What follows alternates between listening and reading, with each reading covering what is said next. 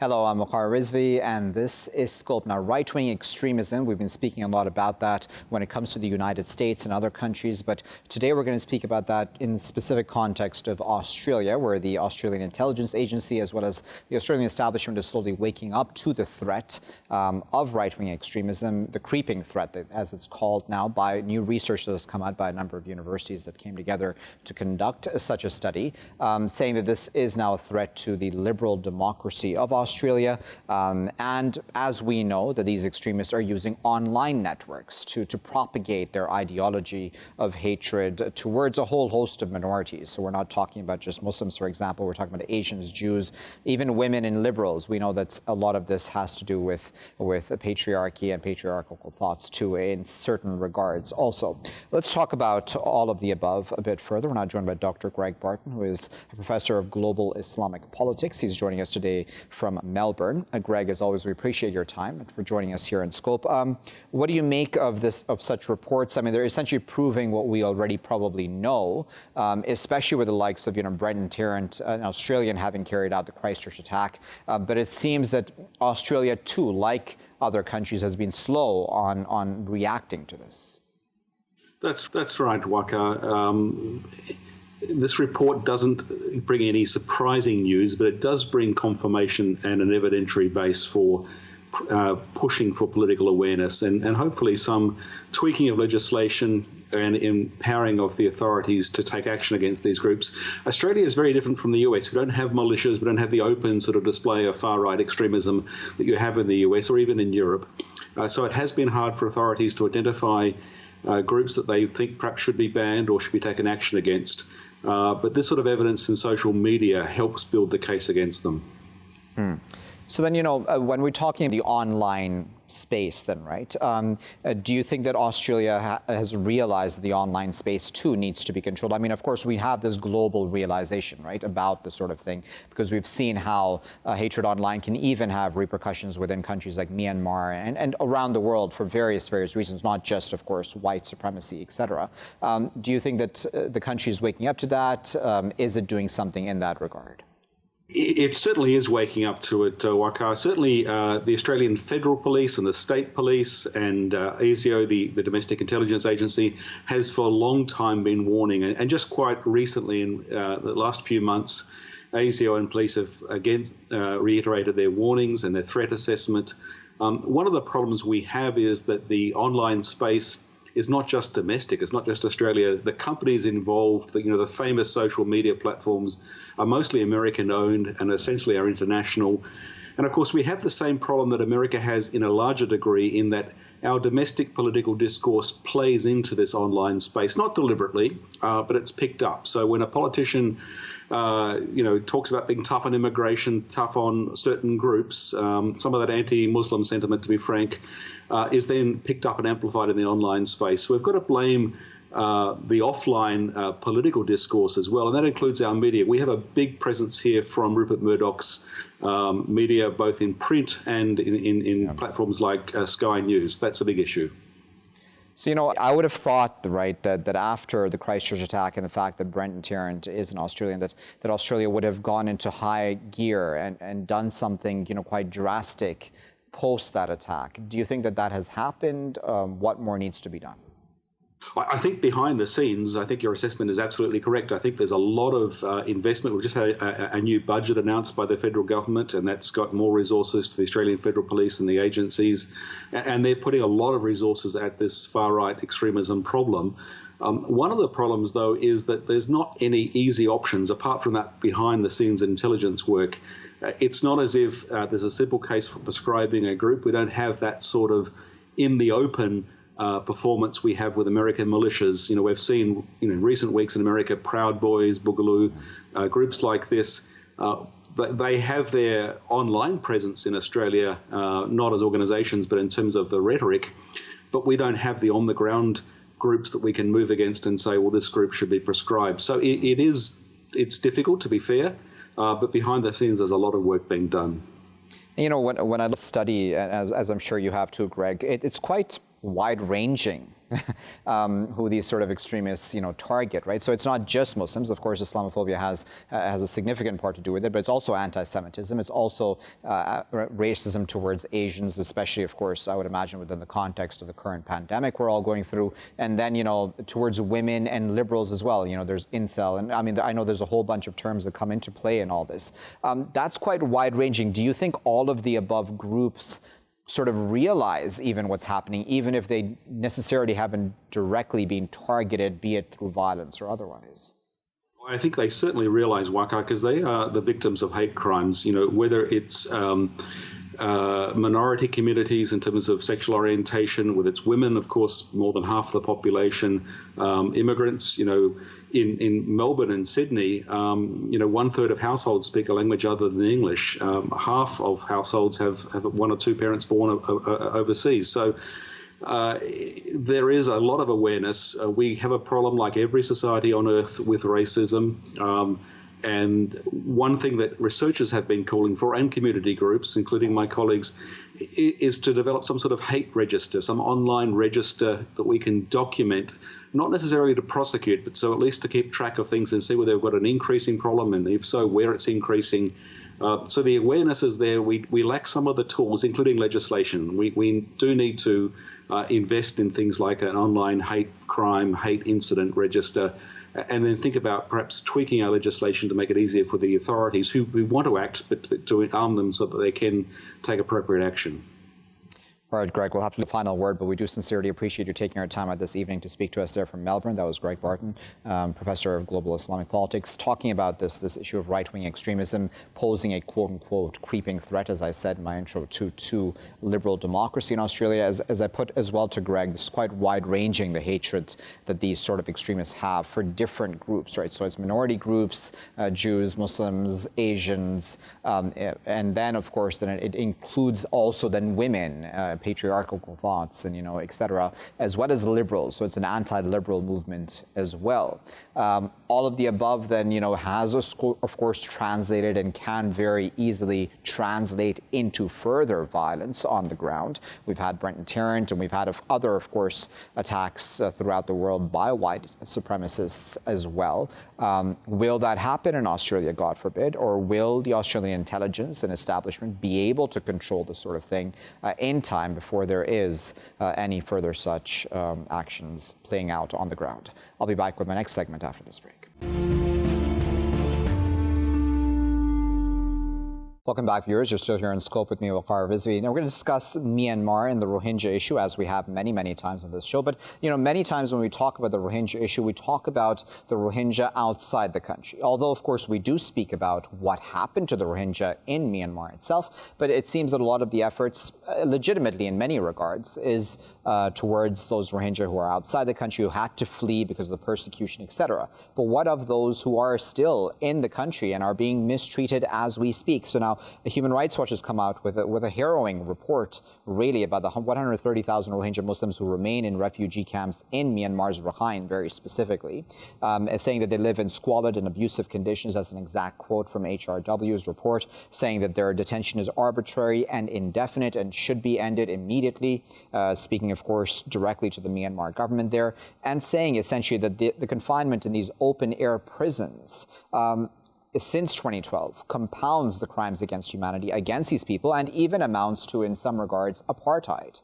which, again, it's a very strong accusation to make. But if you look at the details in this report, as I said, then you understand, A, the context of why so many people have had to flee, and B, why HRW and the rest of the world really are still so worried and concerned about what is happening to the Rohingya people in Myanmar as well.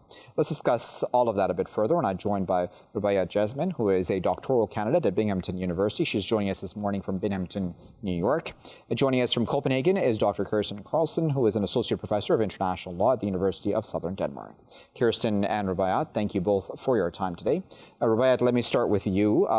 What do you make of this HRW report? What do you make of how the Rohingya in Myanmar's Rakhine are being treated? So thank you for inviting me in today's show. Definitely for decades now, these Rohingyas are passing through inhuman lives. we are also forgetting how they can improve their life, like a future that they can't see. They don't have the education or employment opportunities because they're just living, they're just barely living a life of like one day at a time. So the reports that we have just received from Human Rights Watch is another tracking for us to wake up and really focus into this issue. Kerstin, obviously, when we're talking about the issue of Myanmar, there have been, and there are currently, of course, cases in front of courts about the international law and its effect and its role in resolving this entire issue. But, this puts that much more pressure on the government, doesn't it, at this time? It certainly does. And I think one of the questions that this reminds us of is that question of what international law can do to impact conditions within a country, right? At what level can international law reach in to change conditions for people, often minorities, who are being subjected to atrocities? And in the case of the Human Rights Report, the UN report, what's significant here is that all of this information is actually being followed by the International Court of Justice in the case that the Gambia brought against Myanmar last year. So last year in November, the Gambia pleaded before the International Court of Justice, that's the UN's court, and the UN actually recognized that there should be provisional measures taken against Myanmar, which is a series of reporting requirements that Myanmar has every 6 months to report on what it's doing to follow the Genocide Convention, which is to say to not commit atrocities against its people. So all of these are additional measures that we take to become more aware. Of course, it still bears study and waiting to see what comes of it. Rubayat, when we talk about, how the Rohingya are being treated right now, both outside the country and within the country, do you see any solution on the horizon through international law? I mean, how will this all be resolved, considering there are many issues, of course, on the plate here, right? So we're talking about citizenship, which is the major issue, right? If these people are not accepted as citizens of the country, then they simply do not get the rights that citizens should get. How much closer are we to that? Honestly, how much actually international law can intervene into national context. But at the same time, we just cannot look and say that, okay, let the nation decide it by itself, because we know most of these problems actually started since the stripping of their nationalization law in Myanmar and making them stateless in their own countries. We have seen the Commission's report and any other report. The first recommendation is to accept them, recognize these Rohingyas as the citizen of Myanmar. So definitely, this is the first thing that they need to be recognized. Okay, and for resettling also, it's a matter of another nation state's own rules and regulations about their citizenship.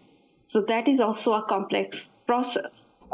Just lay it out for our viewers as well, if you can, please, about the rights of citizenship, right? And I know it's odd to even talk about this sort of thing, but then if these people are not accepted as citizens of Myanmar, then they are essentially stateless, right? And what are the laws surrounding that?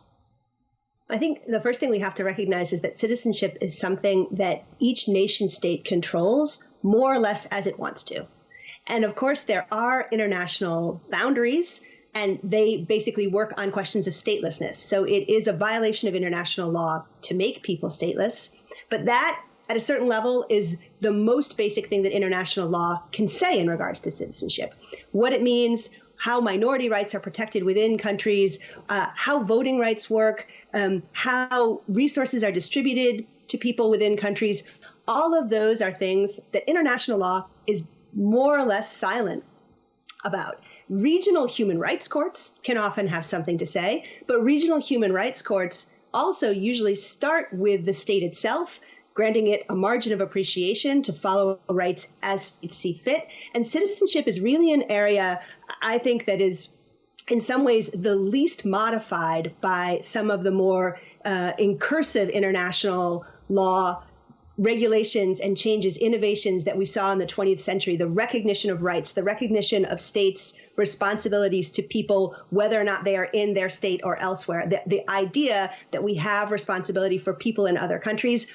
When it comes to citizenship, that's really an area that international law has been pretty silent about, unfortunately. And so what you see, and this is, I think, probably why we have the Human Rights Watch report at this time, you see a real need to kind of have a naming and shaming campaign, which is what human rights is very effective at doing, bringing facts to light that are shocking so that situations are put back into the public discussion. And this is necessary because what else can be done? We've had already a case brought against the state of Myanmar before the World Court. That case is pending. Myanmar needs to answer for precisely these kind of atrocities that are being cataloged.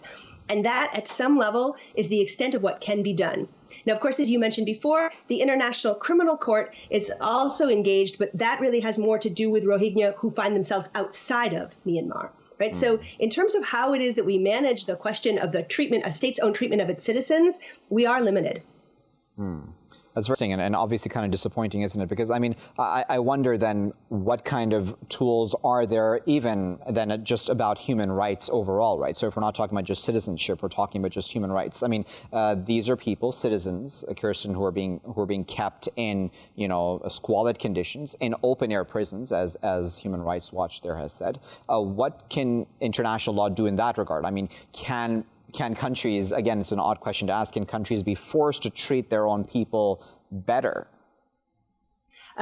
Well, yeah, forced, sure. But then sometimes we move outside of the purely legal, right? So it's actually possible to bring questions like this up before the United Nations and to make resolutions, like to make demands on what a country can do, what a country should do. The United Nations has been pretty effective at putting together commissions that can go in and study a country and make recommendations. The United States has several bodies that are independent bodies that are freestanding that do this work. But again, a lot of that really works within this sovereign system of states that recognize and respect each other. And fundamentally, that leaves a lot of space for states to do as they will with their citizens. Now, I think the case, what Human Rights Watch is drawing our attention to, is that this is a crime against humanity. But crime against humanity can be prosecuted as an international crime by international courts that are set up to do it. So the International Criminal Court is a permanent court that's able to do this. Myanmar is not a member, so that state could be referred by the Security Council. So far, there has not been Security Council willingness to do this. So, and then, of course, it would also be possible to set up an independent court to hear crimes in Myanmar. But that seems also unlikely when you have a Security Council that's unwilling to refer the case to the already existing International Criminal Court. So we kind of come down a lot of times to these questions of political will that are international political will questions. And this is where the benefit of Human Rights Watch and other global NGOs really comes to the fore, because they make us aware and they create pressure in the state and amongst other states, amongst other populations. Your show taking on these issues and publicizing this creates awareness, and that awareness, the hope then is that this becomes something that matters and that governments that are in connection, that are speaking with Myanmar, actually pressure them. When we're talking then about what is to be done with all the international pressure that we have right now already on Myanmar, right? It seems that hasn't been enough, as I said to Rubayat as well just a moment ago, to change its actions. And again, we have, of course, as you said, a stalemate at the United Nations Security Council. Will a case such as the one that is in front of the International Court, will that change how the government acts, or will it simply be a sort of a scolding, if I may call it that, of the country? Obviously, I think scolding is not, no, that's even there. That's too that's not serious enough. I mean, it is very serious for Myanmar to find itself before the International Court of Justice. And it's also very serious that Gambia brought the case, right? Because this is a really important invocation of the Genocide Convention. And it's an invocation of the Genocide Convention in the way it was designed, where a country that's not contiguous, it's not a neighbor or an enemy of Myanmar in particular, it's a part of a world community that looks and says, this is a violation of rights and duties that we've all signed on to, and you need to do better. And there, I think, again, in that case, you have Gambia. It's representing a coalition. So there are actually a series of interests that are represented by that case. And those interests also have the potential to bring pressures that I think are outside of the way that we usually understand the pressures within a sovereign system. So other states putting pressure on Myanmar. So although it's true that we can be frustrated with international law, that it doesn't have a police, it can't enforce what it is that it decides, the International Court of Justice is perhaps particularly frustrating in that regard. No, this is a serious case, and it has the possibility to have serious ramifications. Myanmar will actually have to report or fail to report, and the response that it may receive from countries with whom it doesn't usually have a problem, like West African nations like Gambia, that I think also carries with it the possibility of expanding the conversation in important ways. You know, there was talk here, as I'm sure you may be aware of the Canadians, I believe, and Dutch also supporting the Gambia in this case at this time. I'm not sure if they formally signed on, because I know that there was international law is sometimes confusing, right? So just supporting a case is not necessarily meaning that you're signing on to it and becoming a party to it as well. That needs to be done in a very formal process, from what I've understood, and that has not yet happened. But it's sort of odd, right? I mean, yes, it's amazing that the Gambia has taken this on upon itself, but then it also then reflects upon, in some ways, the international disconnect with this issue as well, that other countries are not, gathering together and dealing with this. Countries with influence, such as the Canadians and the Dutch, are not taking it on completely and saying, okay, we're going to also be a party to this case, such as the Gambia. So I have here, I think I'm a bit more hopeful than you, happily, because the way that I read this case is it's really the first time the Genocide Convention has existed for quite some time. It's been signed and it's been sitting there and it's been available for states to use. And it's not something that states have used, very rarely. Only before the Gambia brought the case against Myanmar, it was only in relation to the former Yugoslavia. And again, states who in effect were fighting each other, were bringing cases against each other under that convention. So it's not particularly surprising from that perspective that you haven't had other countries using the convention. And what's so hopeful and so exciting is the way that the Gambia reached towards an existing mechanism in international law and applied it. Right? And with that, the Gambia takes this active role, suggests a way that other countries can take an active role, and is in a sense reminding other countries that international law, which is often criticized as a tool that more powerful countries can use against less powerful countries, as a tool that promotes colonialism. And there are many critiques of international law in this way. Indeed. And Gambia, in a sense, has upset some of those critiques. Rubayat, if you can hear me, just tell me about what you think can be done now when it comes to international law, right? Because that pressure is already on the country. But right now, at least, there doesn't seem to be a change in action towards the Rohingya. Should we expect that to happen because of this case? Definitely, the Gambia has started this international mechanism. But what I feel is that the regional cooperations that are existent there also need to be mobilized, so that at the different tiers, there is a pressure on Myanmar to actually do something about this Rohingya issue. Like Dr. Carlson, I am also very optimistic, although the process is kind of slow and because of many other issues, but I am optimistic that this will move forward and there will be a solution. When? That is the main question.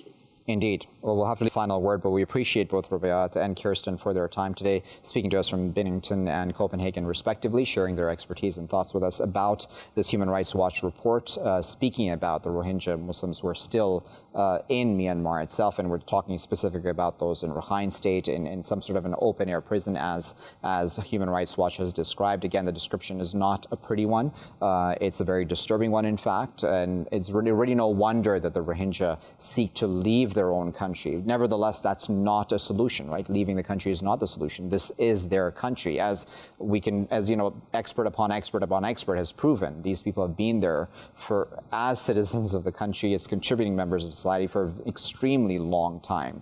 And that's all historical fact and record.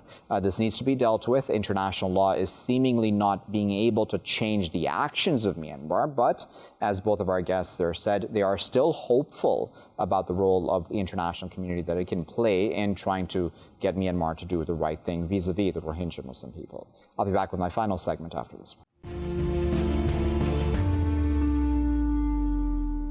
Welcome back, viewers. You're still here on Scope with me, Waqar Rizvi. Now, in this segment, we're going to discuss Iran and the sanctions the United States has recently placed, just yesterday, essentially cutting off Iran's financial sector from the rest of the world. Now, this doesn't mean that Iran's financial sector has not been under immense pressure through sanctions of the United States before and till today, but this is a lot worse, where 18, I believe it is, Iranian banks have been directly targeted and blacklisted.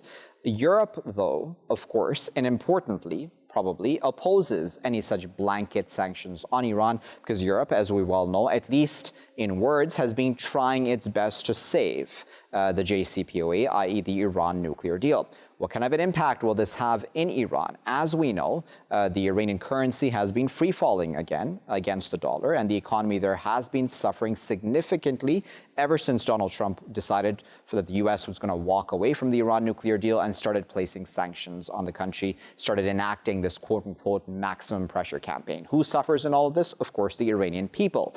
And as much as, you know, even when this was being announced, the Treasury Secretary said that this was meant to support the Iranian people, it defies logic to see how exactly that will work when it's the Iranian people who will suffer the most at the hands of such measures. Let's discuss all of that a bit further. We're now joined by Dr. Farhang Jahanpour, who is a retired professor from Tehran University. He's also a current member of the Kellogg College at the University of Oxford. He's joining us currently from Caversham in the UK. Joining us from Tehran is Hamidreza Gholamzadeh, who is a foreign policy analyst as well as a PhD candidate in American studies.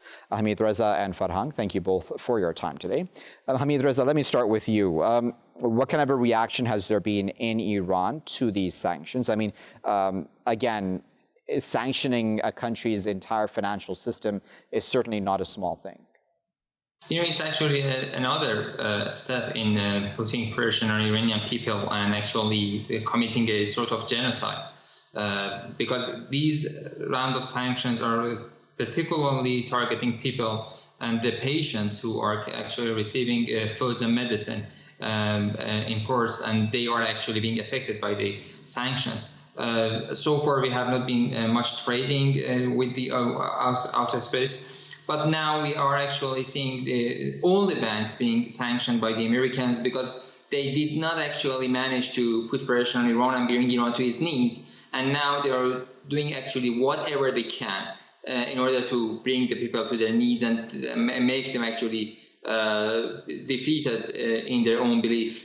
But the point is that now these banks are actually unable to transfer money for buying food and medicine into Iran. And now we are at the height of the coronavirus, COVID-19. Tell me about, Foreign Minister Zarif, in reaction to these sanctions, said that, that as much as the Treasury Secretary Mnuchin and others may say that, listen, there are always humanitarian exemptions to these sorts of sanctions, that actually doesn't ever really play out in experience and on the ground. And that's important to point out, isn't it?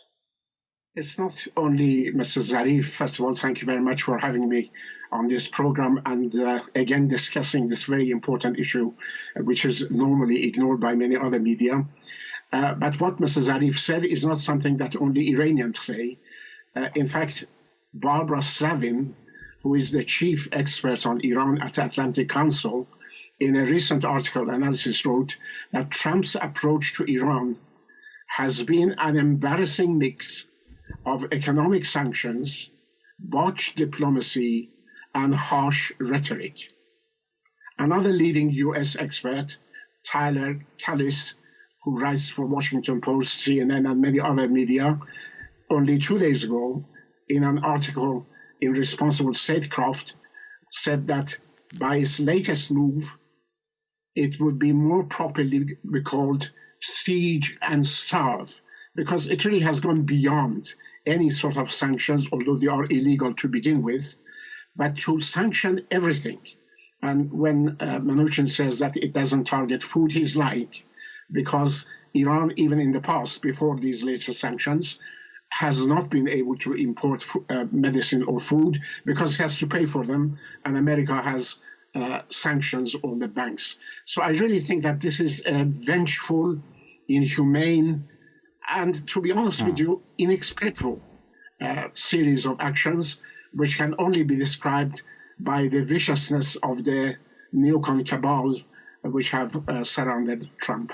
Hamidreza, tell me about the experience within Iran itself. As I mentioned earlier to you, there must be an impact on the people, and as you alluded to as well, on the people itself, right? And I've been speaking to Iranians, and I'm sure you as well are going through this because you're in Iran also. What kind of an impact on the ground have these sanctions, and I'm not talking about just these sanctions against these banks, I'm talking about the previous line of sanctions the U.S. has placed. What kind of an impact is that having for the Iranian people? I mean, Mnuchin said this is meant to support the Iranian people. Is that what this is doing? I don't know what Iranian people Mr. Mnuchin is talking about, but surely it's not the 80 million people that are living here in Iran, because the sanctions have been killing actually people, not only patients that now are suffering the diseases like the COVID-19, and we are not actually able to bring in test kits and such things and the medicine needed to treat the people. But also we have been actually suffering, for example, the planes, the difficulties with airplanes that have been under sanctions for decades. And we cannot bring spare parts for the planes. We have not been able to buy new planes. We have had a lot of plane crashes inside Iran, killing hundreds and hundreds of people during these years. So it's not just that, it's all the impacts that it has put on people. The bad economy that we are suffering right now, I know that part of it is because of the mismanagement of the government, but mainly the problem is that the sanctions had made it very difficult for the governments and for the whole system to manage a good economy inside the country. So it is impacting the lives of people, the daily lives of the people. So right now, we are suffering from the COVID-19 across the world. The pandemic has actually shrunk the economy of the whole world, the growth at least about something around 5%. Yeah. So that is a huge impact, actually. That is actually putting more impact on Iran, even more than the other countries, because from the beginning, the economy has been suffering the sanctions. And it's actually a sort of problem for the people. People are suffering the high prices, people are suffering the unemployment, people are suffering the value drop of the money. Exactly. I was watching another show, I think it was yesterday itself, and somebody alluded to in that show, and I think it's a scary comparison to make, but it may very well be the correct one, is that what America is trying to do now to Iran is what it did to Iraq under Saddam Hussein when it had placed those horrendous sanctions against that country, and then we had the oil for food deal, all that stuff, but there was a lot of corruption within that, we know that the story is endless with that and the suffering of the Iraqi people at that time. Do you think that there is some legitimacy to that argument, and will that work? Will that sort of pressure work in making Iran bow to the Americans' will? It did not work even in the case of Iraq, which had emerged out of a devastating war in Kuwait. They killed 500,000 Iraqi children. And the Secretary of State, Madeleine Albright, at the time was asked if it was worth it, and she said, yes, it is worth it. This is absolutely crazy. It is the policy of regime change by maximum economic and social pressure. And I think nobody in Iran or abroad, except for those who want to be fooled, will be fooled by it. I've heard from officials very close to the current administration, and especially to the new cabal which surrounds it, that they lost Iran as though Iran belonged to them, and their policy is to get Iran back. I mean, it's the same Trump's policy that we want to keep Iraq's oil, that he's keeping forces in Syria because I have the oil. It's the same policy that you are implementing against Venezuela because it has oil. Iran in oil and gas is the richest country in the world. And so they think they have lost it and they are to get it back regardless of the costs that they inflict on the poor Iranians, millions and millions of Iranians. I think it is inhumane, it is barbaric, and it really has to be condemned by the entire international community, whether they like the Iranian government or not. Hamidreza, as we well know, that the goal has been through such pressure on Iran that the people rise up against the governing system, essentially, right? Is that likely to happen at any point? It's not like that, maybe they refer to about a year ago in autumn when the government increased the value of oil, gas oil actually three times. There were some outbursts and there were people on the streets, but it was not that much and it was not a huge demonstration. And it was not against the system. It wasn't something trying to topple the government or actually make a revolution or something like that. And the reason I'm saying that is that just after 2 months after that, when General Soleimani was actually assassinated by the Americans, millions of people poured to the streets, and the people that turned out on the streets to commemorate him was something that it was unimaginable actually. That was the support that the people have for the regime, for the government, and they are not going to have actually follow a regime change policy of the United States. That's the misunderstanding that the Americans have. Unfortunately, there are some Iranian dissidents in the United States who are selling their own version of the stories from inside Iran to the administration of President Trump and the other American administrations, and they're actually earning money by depicting the situation in Iran, a negative one, saying that such pressures can actually make implosion inside Iran and turn people against the whole system. That's not what's happening. The surveys and the polls are showing that people are supporting and are against anything like a revolution, and they believe that they need to actually stand against the pressure from outside pressure. That's we can say the national pride that Iranians have. Actually, they never accept to bow against the pressure and bullying. So that's the situation that we have right now in Iran. And it doesn't seem that any pressure, especially if the pressure comes from outside. Farhang, final word before I let both of you go. I wanted to, in fact, talk about what Hamidreza there brought up. There are seemingly advisors. Somebody's giving bad advice to the U.S. administration, right? Where somebody's told them that this is the way to go. I would imagine that they haven't decided this completely on their own, and there may very well be, as Hamidreza said, Iranian dissidents in the U.S. or others certainly about that. Why then is this policy failing? I mean, you would think that if this was another country, that with this sort of extreme pressure, the people may very well have given in. In Venezuela, we've had political crisis for a very long time. Again, partly, at least, because of the government's own doings, and partly because of the external pressure that's been placed on that government as well through sanctions, etc. The same can probably be said about Russia, but Russia's government is still quite popular in polls. But I mean, in the Iranian context, the pressure is so immense, seemingly now, with the entire financial sector cut off. Why aren't people rising up? I agree with Hamidreza. He's absolutely right. Iranians have many problems with their government, like many other people all over the world, and especially in the Middle East. But they are patriotic. They don't want their country to go through the experience of Syria or Libya or Iraq. You said that there are people who are advising wrongly the current U.S. regime. I think this is absolutely true. In a very important article by Tyler Callis in Responsible Statecraft only 2 days ago, he writes, based on reports the Trump administration's new policy came after visits from the Israeli government and FDD's lobbying efforts, the Foundation for the Defense of Democracy, a very badly named, wrongly named organization, which is a very militant right-wing organization closely affiliated to Israel.